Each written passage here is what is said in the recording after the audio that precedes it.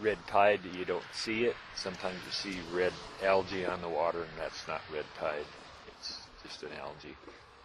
And there's red tide in here all the time. But when the water's warm and it's the weather's warm, it becomes prolific and grows. That's why they monitor it. Next thing is safety. If you're going out, especially on that side over there, you'll sink right up to your nose. So what you do if you go out in there is you should take a bucket with you. Shovel will kind of help you, but not like a bucket will.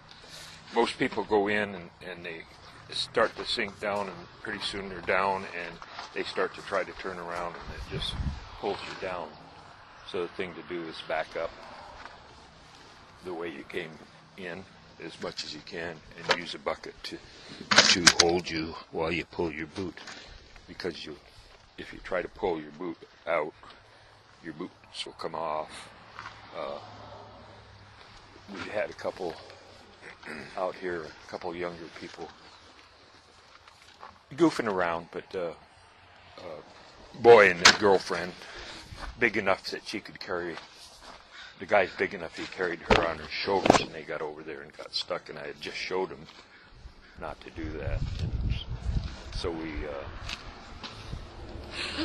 threw them buckets, and the girl wouldn't get off the guy's back, and finally somebody talked her off, because that was more weight than his distributed weight on his legs. So they took the bucket, but instead of, so what I'm saying is they didn't listen at all, because they put the bucket this way, and it just went down in further, just chuck it in there.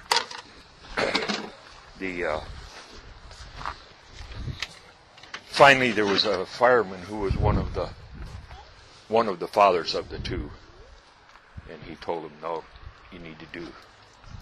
The other place I saw somebody go in is down at Freeland, and the fire department had to come and get them out. Last year or a year before, somebody down south was buried up to their nose. Oh, wow. And they had to hydro pump them out. It just sucks you right down. I've been caught, but not that serious. I was always able to back out.